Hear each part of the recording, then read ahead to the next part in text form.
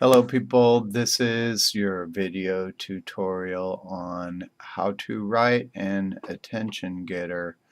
If you are caught up, then you will be well informed on the parts of the introduction. And just to remind you, here again are the parts of the introduction. It's part one, the attention getter. That's the part that we haven't seen yet, and we're going to see that today. Part two is where you mention the topic. You'll remember that's where you use while. Part three is your thesis statement. If you are still confused about that, go to your focus question sheet and you should have it written in under your primary research question. That is your thesis statement. That's part three of the introduction. Part four of your introduction is where you mention your organization, and that's the part that has to be in parallel structure. So let's go to a different presentation.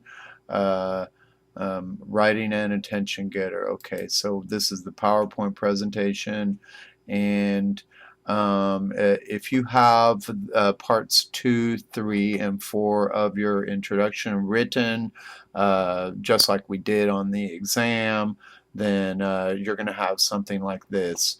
In red, you can see your thesis statement. In purple, this is part 2 where you mention both sides of the topic and you use while, and part 4 is here, and we're mentioning the topic sentence number 2 argument, topic sentence 3 argument, and the argument to topic sentence number 4 there in yellow, green, and brown respectively. So this is what you need to get started.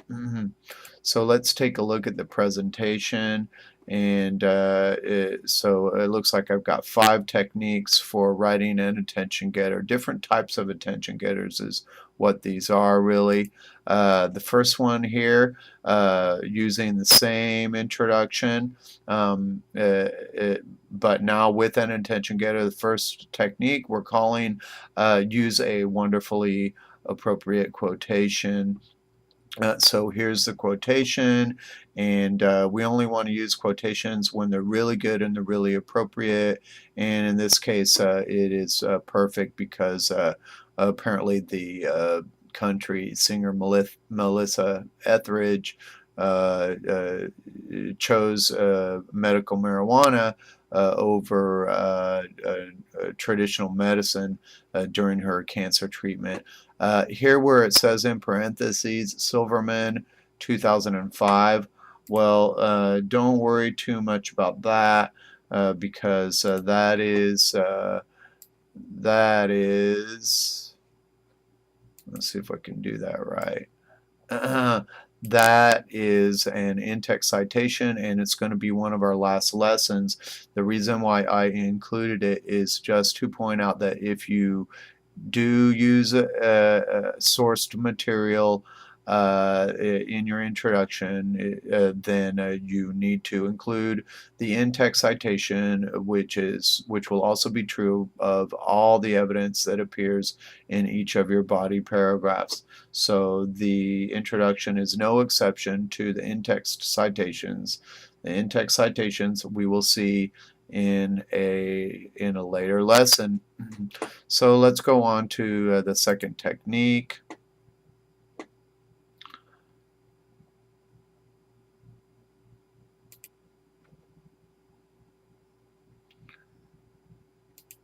Here's the second technique, and we call it use a startling statistic. It's the same introduction material, but this time with a statistic. In black, here's my statistic, and that's supposed to get the reader's attention. Let's go on to the next technique, which is describe a scene. Okay, so it's common to use to invent a scene and ask the reader to imagine something. In this case, we're asking the reader to imagine something that really exists. Imagine a country where guns kill thousands of people a year, yet can be legally obtained and are protected as a constitutional right. In this country, there is a plant with a 10,000-year history of cultivation that has never killed anybody. There I made my correction with the magic of time stoppage. Uh, but for some reason, this plant is illegal in all forms in more than half of the country's states. This country really exists. It is the United States of America.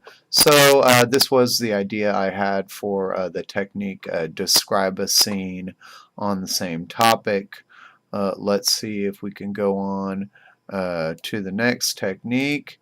And it's called describe a futuristic scene. This is an alternative variation of the previous technique. And here we describe a world that is controlled by big business and big money. And in this case, you are dying of cancer and cannot afford the natural medicine, marijuana, which would save your life. Because sorry, it wouldn't save your life, but it's going to ease your pain. But unfortunately, it's illegal, so you must spend all of your money to buy pharmaceutical drugs. So that is the attention getter that we're calling describe a futuristic scene. Now here's our last technique, and it's probably the best technique. It's the one that I decided to use for this introduction, and it's using an anecdote. In this case, we describe the suffering of a little girl who has epilepsy, and she needs medical marijuana to control her seizures. But unfortunately for her, in the state of New Jersey, Governor Chris Christie refuses to permit this law to pass. So a sad story, and it makes for a really good attention getter for this topic. So those are the attention getting techniques, and now our introduction is complete. Now we're going to take a look at how to write a conclusion. These are the 4 parts of the conclusion. First, we want to find a way to refer to the attention getter again. Also, we're going to use some special signal words that help indicate that we are in the conclusion area of the essay. We're in number 2. We're going to restate our main points, and of course those would be the topic sentence arguments, and we're going to restate the thesis statement. Notice that we are restating our arguments from the topic sentence, and then the thesis statement after the arguments. So that might go a little bit contrary to what we have done previously, because normally you state your thesis statement in the introduction. Later, all of the basically the order has changed from the introduction.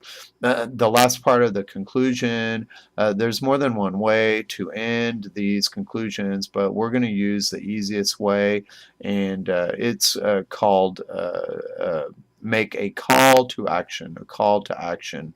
There are a couple of notes here. I mentioned appropriate signal words for conclusions, and here's the slide with my suggestions for signal words. My favorite ones are here in blue, and there's an important point here in red that you are supposed to avoid these very common signal words in summary, to summarize, in conclusion, and to conclude.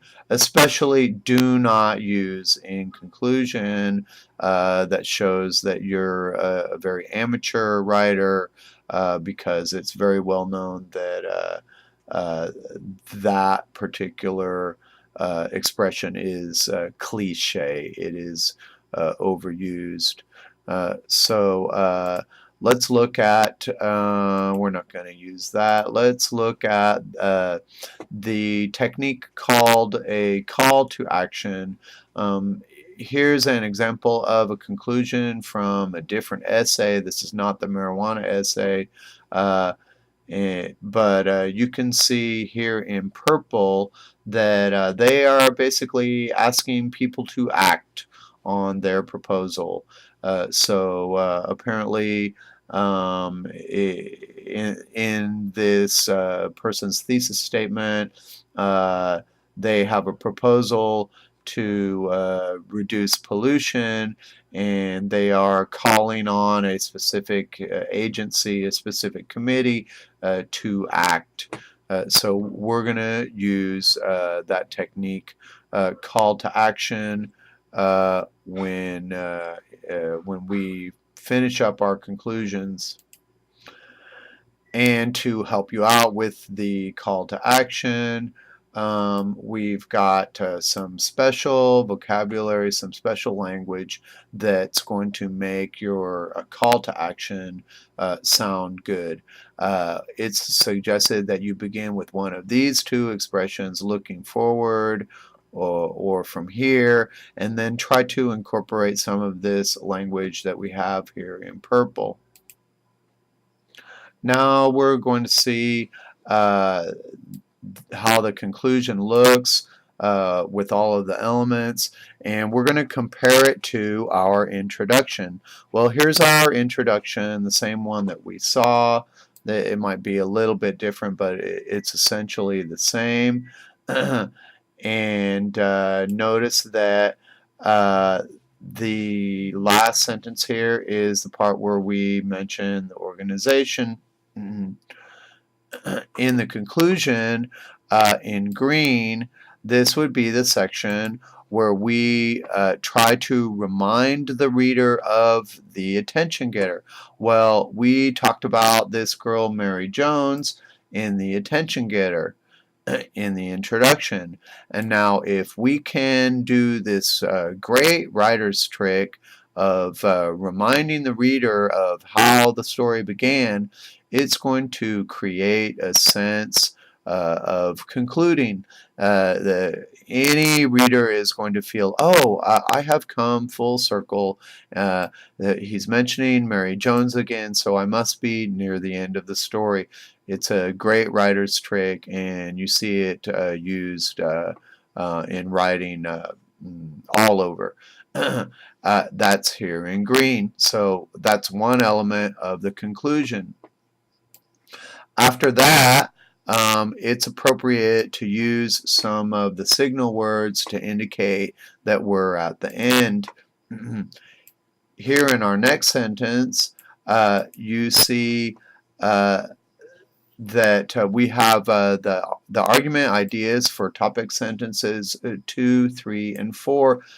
This time they are written all in one sentence and in parallel structure, and that's basically the same as how they appeared in the introduction.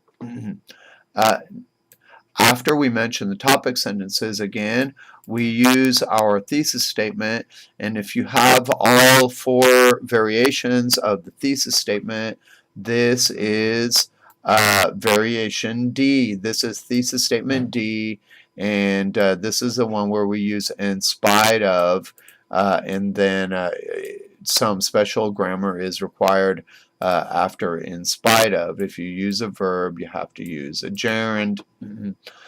So part 3 of the conclusion is the thesis statement.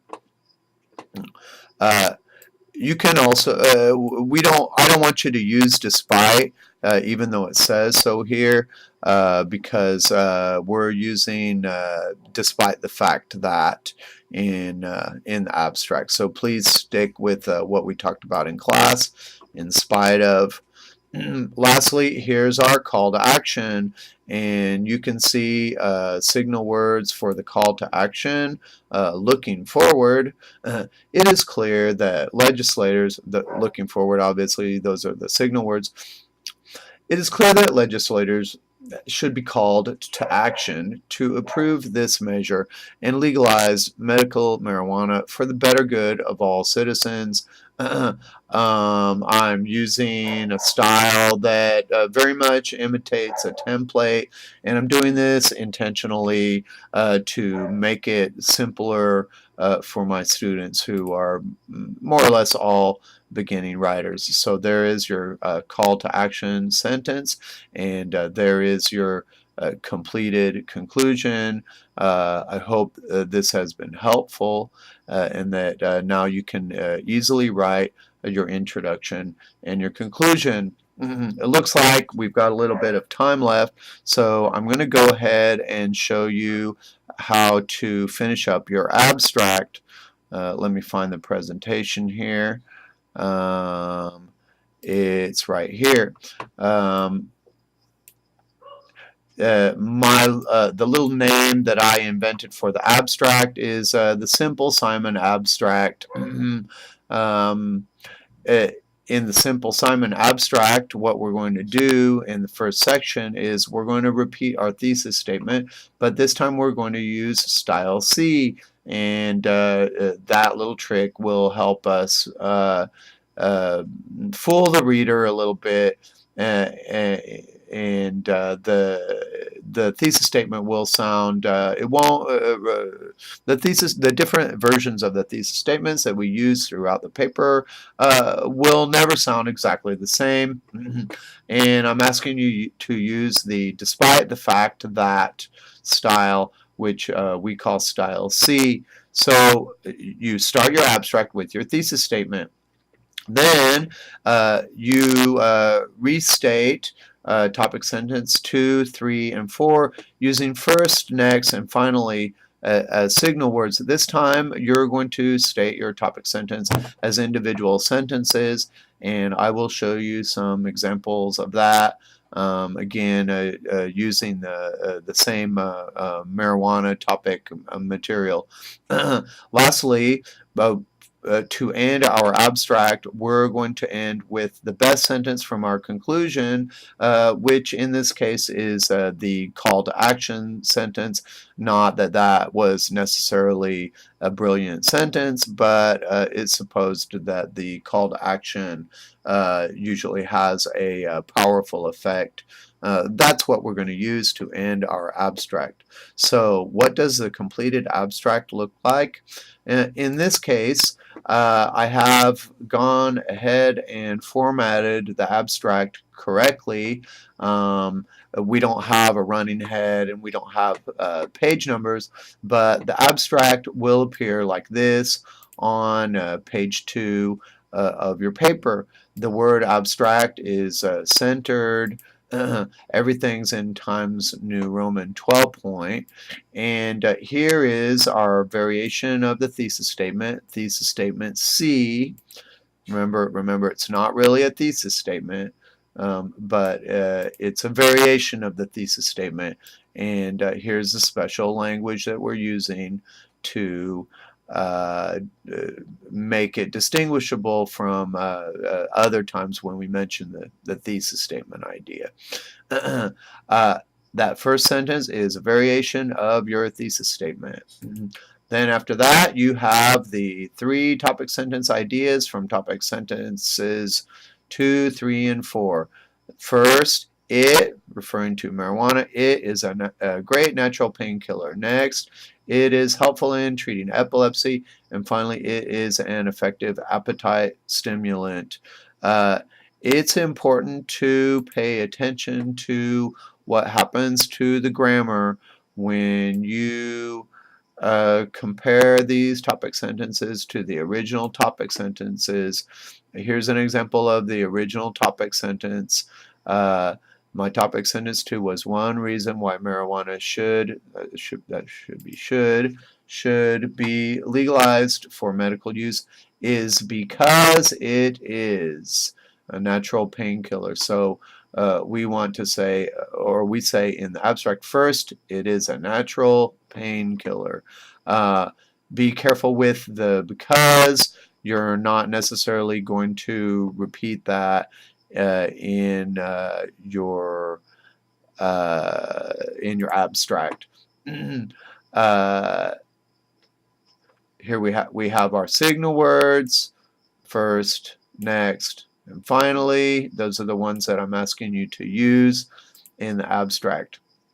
The last sentence of the abstract is the same last sentence that we have in our conclusion. That's the call to action sentence. So with this tutorial, hopefully you will be able to finish your introductions, write your conclusions, and write your abstracts, and that's going to be a large part of your work, and the brunt of your work will still be left over, unfortunately, which is writing your body paragraphs. But you already know how to do that, don't you? Because you wrote the milk paragraph, the practice for a second partial, supposedly, and you also wrote a paragraph on vegetarianism on the exam. If for some reason you want help with your body paragraphs, well, I suggest you to go back to YouTube, and you can see the teachers.